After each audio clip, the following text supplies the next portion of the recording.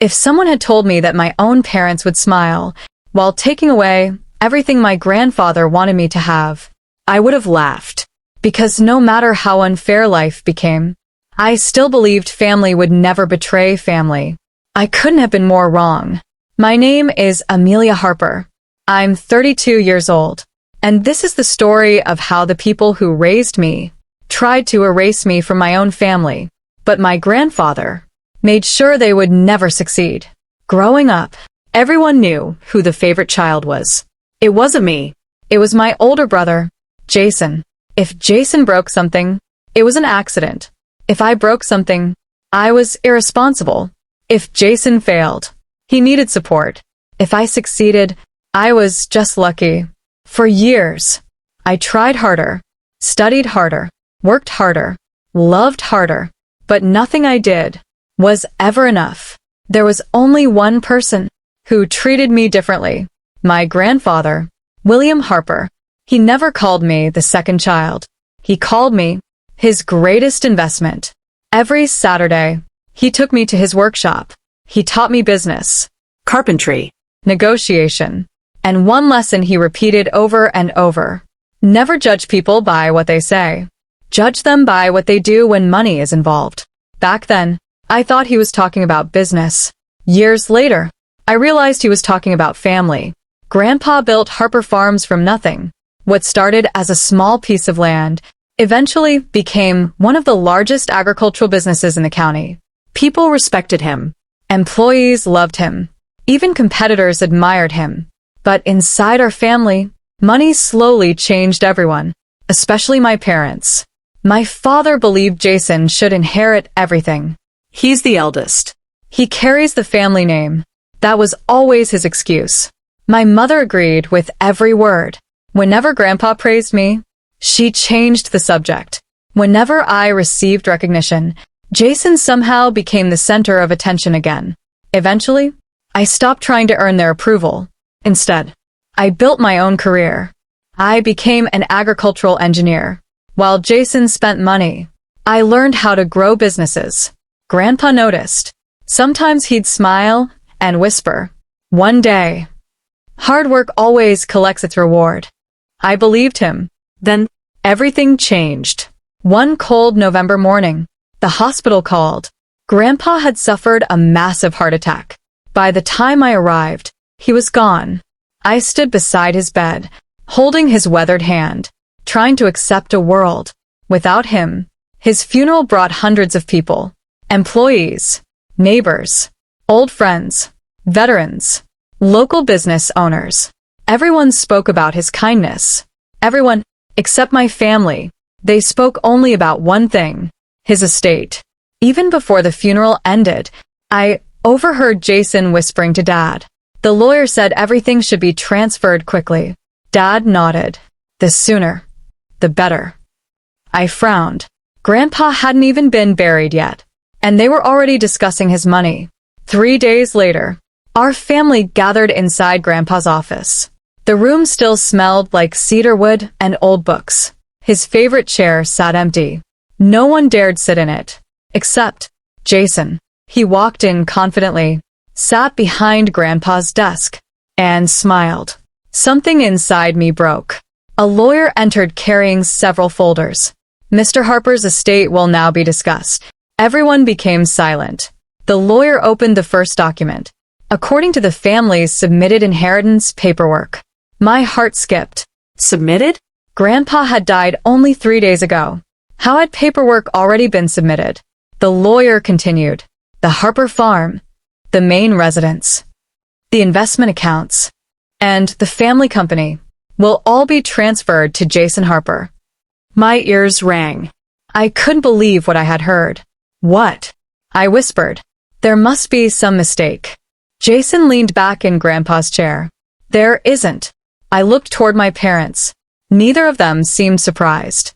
Instead, my mother calmly said, "Your grandfather always wanted Jason to lead the family." "No," I replied. "He told me something completely different." Dad slammed his hand on the table. "Enough. The decision has already been made." The lawyer pushed one final document toward me. "We only need your signature." What is it? A waiver. It confirms you won't challenge the inheritance. I stared at him. You expect me to give up everything? Jason laughed. You never deserved any of it. I slowly stood. I'm not signing. The room fell silent. Dad's face turned red. If you refuse, you'll never be welcome in this family again. I looked around the room. No one defended me. Not Mom. Not Jason. No one. So, I picked up my coat and walked toward the door. Before leaving, I turned back one last time. You may have taken Grandpa's property, but you'll never take his respect. Jason smirked. We'll see.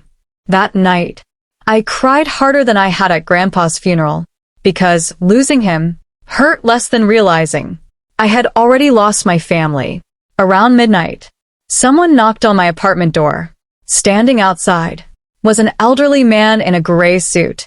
I've been looking for you. He handed me a sealed envelope. Across the front, in Grandpa's handwriting, were 6 words. Only Amelia must open this. My hands began to shake. The man smiled gently. Your grandfather told me, if they steal everything, this is where her real inheritance begins. The elderly man waited quietly. I stared at the envelope in my hands. My grandfather's handwriting. There was no mistaking it. Across the front, it read, Only Amelia must open this. My heart pounded. Who are you? I asked. The man smiled. My name is Charles. I was your grandfather's attorney for 25 years. He told me this day might come. I invited him inside. The moment I closed the door, he looked me straight in the eyes. Before you open that envelope, you need to promise me one thing. What? No matter what you find, don't tell your parents. Don't tell Jason. And don't trust the family lawyer. Those words immediately caught my attention. The family lawyer? Charles nodded. He hasn't worked for your grandfather in almost a year. What? The man who handled today's meeting works for your father now. My blood ran cold. With trembling hands, I opened the envelope. Inside, there was an old brass key, a folded handwritten letter, and a faded photograph. The photograph showed Grandpa standing beside an old red barn. Behind him was a wooden windmill. I recognized the place immediately. The abandoned Harper farmhouse. It had been empty for nearly 15 years. I unfolded the letter. My dearest Amelia, if you're reading this, then everything happened exactly as I feared. Tears filled my eyes. He knew. He had known they would betray me. The letter continued. Your parents never understood the difference between wealth and worth. Jason only loved what I owned. You loved who I was. I wiped away another tear. Then I kept reading. There is something hidden beneath the old farmhouse. Something no one else knows exists. This key opens it. Inside, you'll find the truth they spent years trying to hide. At the bottom, Grandpa had written one final sentence. Trust no one until you've watched the final video. The final video? I whispered. Charles nodded slowly. Your grandfather recorded dozens of videos before he died. He believed someone inside the family was stealing from him. I looked at him in disbelief. Did he know who? Charles hesitated. I think he suspected, but he wanted proof. The next morning, before sunrise, I drove toward the abandoned Harper farmhouse. The place hadn't changed. Broken fences, rusted tractors, overgrown grass. As a child, I spent every summer there with Grandpa. He always told me, this land tells the truth. Back then, I never understood what he meant. The farmhouse looked abandoned. Windows were broken. Paint peeled from the walls. The old red barn still stood behind it, exactly like the photograph. I walked inside. Dust covered everything. Old furniture, family portraits, even Grandpa's rocking chair remained untouched. It felt like time had stopped. Remembering the photo, I walked behind the barn. The old wooden windmill was still standing. Barely. I searched around it. Nothing. Then, I noticed something unusual. One wooden plank beneath the windmill looked newer than the others. I knelt down, pulled it aside. Hidden underneath was a steel hatch, exactly the size of a cellar entrance. My hands trembled. The brass key fit perfectly. Click. The hatch slowly opened. Cold air rushed upward. A narrow staircase disappeared into darkness. I turned on my flashlight, then carefully walked down. At the bottom, I found a large underground room. It wasn't an old cellar. It was a hidden archive. Metal shelves lined every wall. Boxes, filing cabinets, hard drives, old journals. Everything was perfectly organized. In the center, a wooden desk waited beneath a single lamp. On top sat another envelope. This one read, "Welcome, Amelia." I couldn't stop crying. It felt as though Grandpa was still speaking to me. Inside the envelope was another letter and a small notebook. The notebook contained hundreds of handwritten names, dates, dollar amounts, property numbers. Every page ended with one word, stolen. I quickly opened one random page. My father's name, $480,000. Another page, Jason, $1.3 million. Another, my mother, luxury purchases, company credit cards, secret bank transfers. I looked at Charles. Oh my God. They've been stealing from Grandpa for years. He nodded. Much longer than you realize. Just then, I heard something above us. A car door slammed. Then another. Charles turned pale. They found us. Who? He whispered. Your brother. Heavy footsteps echoed across the barn floor. Then, someone shouted, "Search the farmhouse." Another voice answered, "She can't leave without the files." I looked at Charles. How did they know I was here? He slowly lowered his head. There was only one other person who knew about this place. Before I could ask who, a familiar voice echoed from above. It was my mother. "Amelia, come out now." My mother's voice echoed through the old farmhouse. "Amelia, come out now." I froze. She knew I was here. But how? Charles slowly closed the hidden hatch. His face had turned pale. "They've been following us." I whispered, "How?" Before he could answer, a loud bang shook the wooden floor above us. Jason shouted, "Search every room. She has Grandpa's files." The underground archive became completely silent. I could hear footsteps moving across the barn.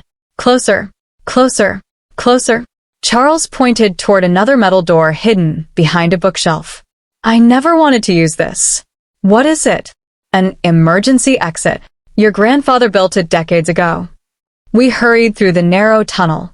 It stretched beneath the entire farm. The air smelled damp. Old pipes lined the walls. Every few feet, there were small lights that still worked. Grandpa had planned everything, even an escape route. After nearly 10 minutes, we reached another steel door. It opened behind an abandoned grain silo nearly half a mile away. No one had seen us leave. Charles smiled weakly. Your grandfather always had a backup plan. I looked back toward the farmhouse. Police sirens hadn't arrived. Jason still thought I was hiding inside. That evening, we returned to Charles's office. For the first time, I had the chance to examine everything. Boxes filled the room, each one labeled by year. 2016, 2017, 2018, all the way to the year Grandpa died. One box was marked in red. Evidence. Inside were hundreds of documents, property deeds, bank statements, canceled checks, photographs. Then, I found a notebook. Its cover read, "If they betray Amelia." My hands trembled. The first page said, "Everything inside this notebook is the truth. Every lie can be proven." The next pages listed every theft, every illegal transfer, every fake invoice, every company Jason secretly owned, every payment my parents had hidden. It wasn't thousands. It wasn't even millions. Over 12 years, they had stolen almost $18 million from Grandpa's businesses. Charles looked at me. He knew for years. Why didn't he call the police? Charles sighed. He wanted to protect the family. He believed they would change. I lowered my head. They never did. Then, something fell from the notebook. A tiny memory card. Attached was another note. Final video number 7. I looked at Charles. Is this the video Grandpa mentioned? He nodded. I believe so. We inserted the memory card into his computer. The screen lit up. Grandpa appeared. He looked tired, but determined. Hello, Amelia. If you've reached this video, you've already discovered the money. But money isn't the biggest secret. My heart raced.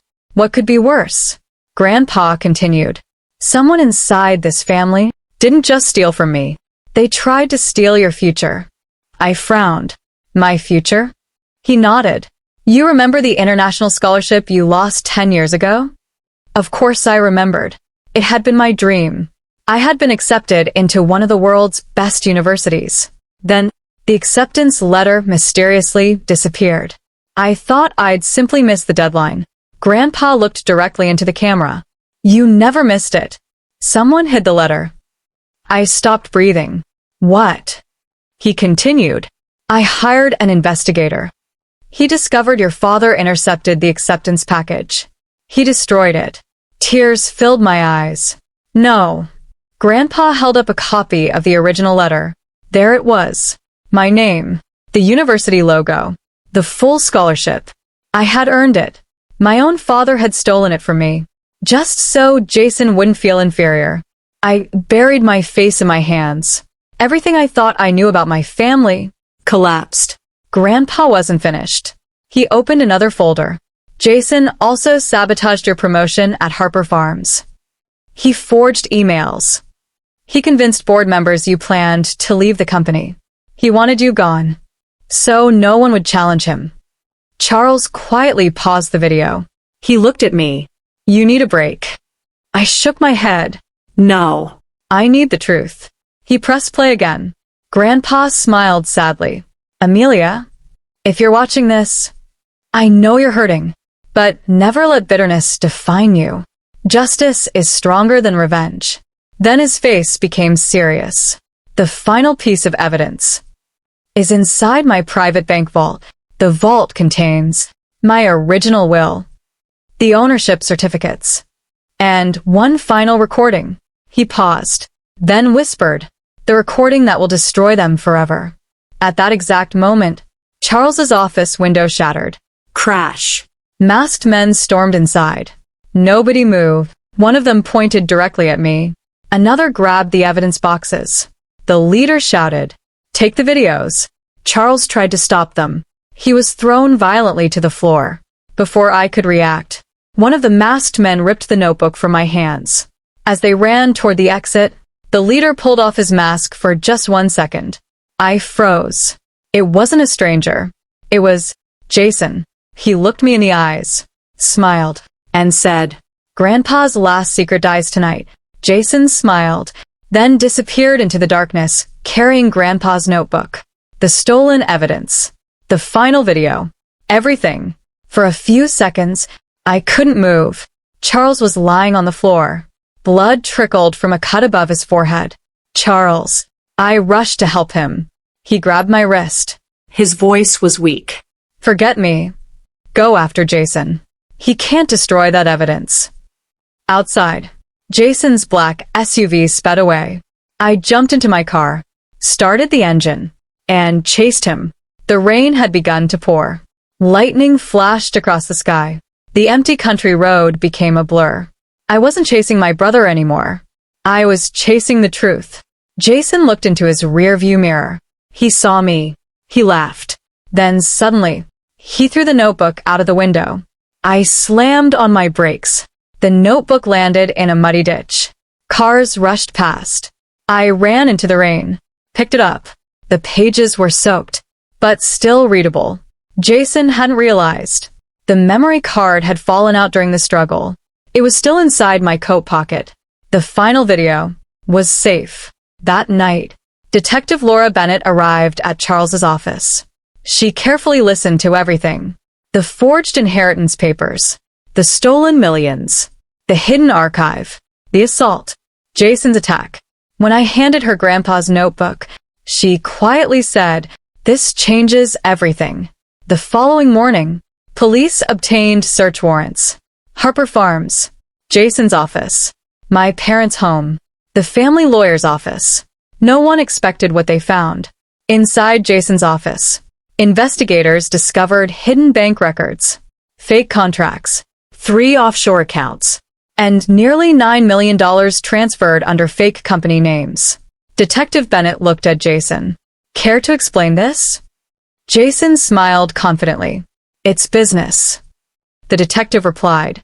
No, it's fraud. Meanwhile, another team searched my parents' house.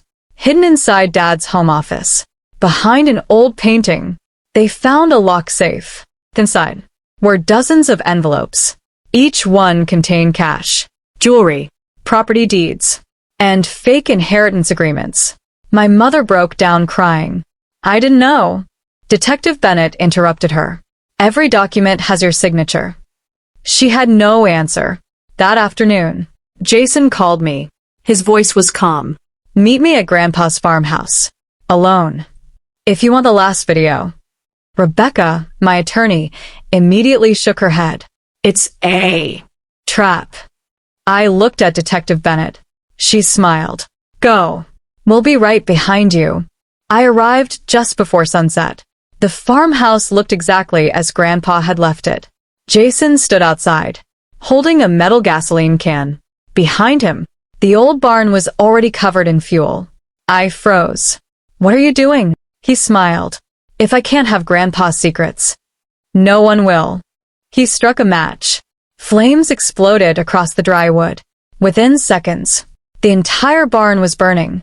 The hidden archive, Grandpa's workshop, his memories, everything. Jason laughed. There goes your inheritance. I quietly reached into my pocket, pulled out the tiny memory card, held it up.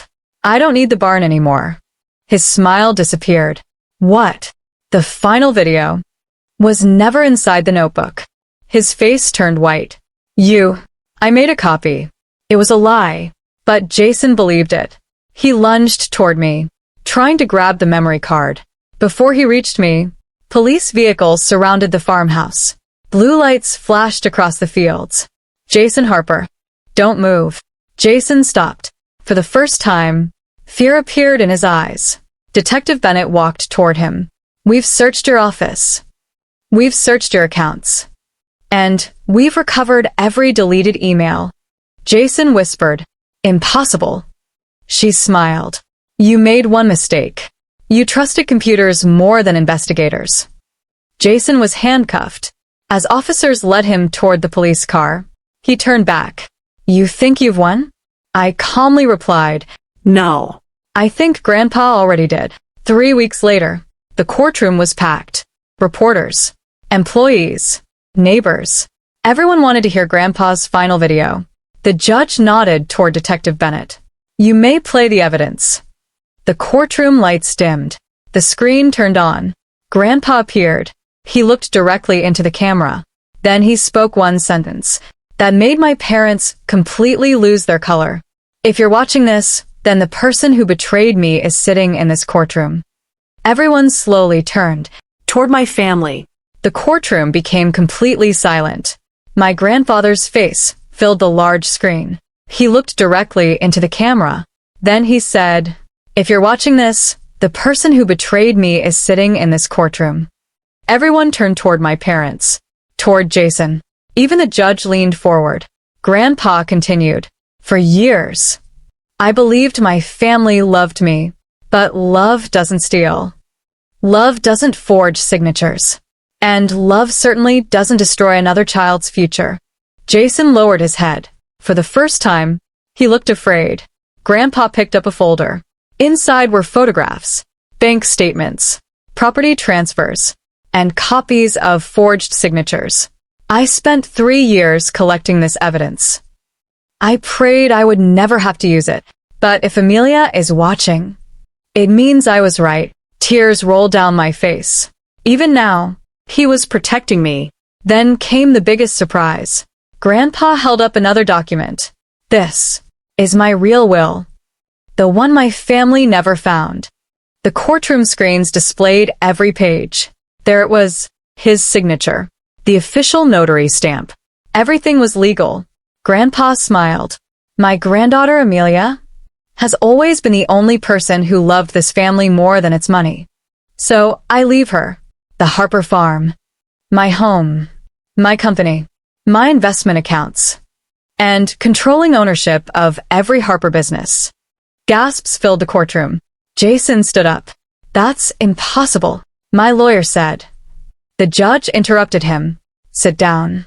Grandpa wasn't finished. He looked directly into the camera. I leave Jason. $1. The courtroom erupted. Reporters immediately began writing. Jason screamed, "No, this is fake. It has to be fake." Grandpa calmly continued, "I leave Margaret and Thomas. Nothing. Not because I stopped loving them, but because they stopped loving honesty." My mother's face turned pale. She buried her face in her hands. Dad stared at the floor. Neither of them could speak. Then, Grandpa played one final recording. It had been secretly recorded inside his office. Jason's voice filled the courtroom.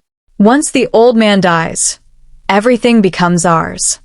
Then my father's voice. "Amelia will never know about the real will."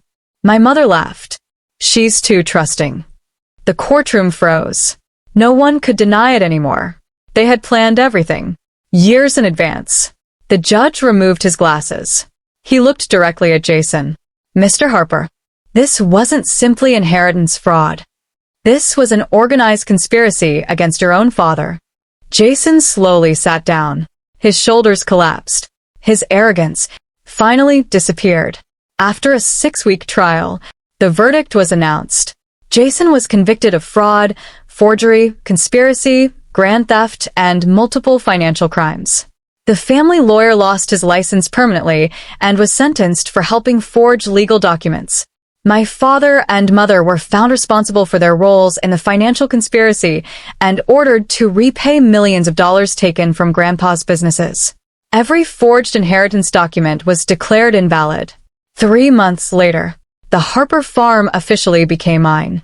The company returned exactly as Grandpa had intended, but I made one decision no one expected. I didn't fire the employees.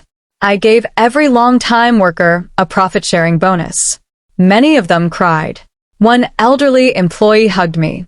"Your grandfather would be proud." Those words meant more than the inheritance itself. One afternoon, I walked into Grandpa's old workshop. Everything was exactly as he had left it. His tools, his rocking chair, his coffee mug, on his workbench. I found a small wooden box I had never seen before. Inside was a handwritten note. "Amelia, if you've made it this far, then you finally understand what I spent my whole life trying to teach you." I smiled through tears. The note continued. "Money can be stolen. Houses can be taken. Businesses can fail. But character can never be inherited." I quietly closed the box. A year later, Harper Farms had become more successful than ever. We created scholarships for students who couldn't afford college. The very scholarship I had been denied years earlier. Every scholarship carried Grandpa's name. Every student who received one knew his story. As for my family, I never celebrated their downfall, because revenge wasn't seeing them lose everything. Revenge was proving they couldn't destroy me. They stole my inheritance. They stole my dreams. They even tried to erase me from my own family. But they forgot one thing. My grandfather never left me money first. He left me the truth. And, in the end, the truth was worth far more than every dollar they ever tried to steal.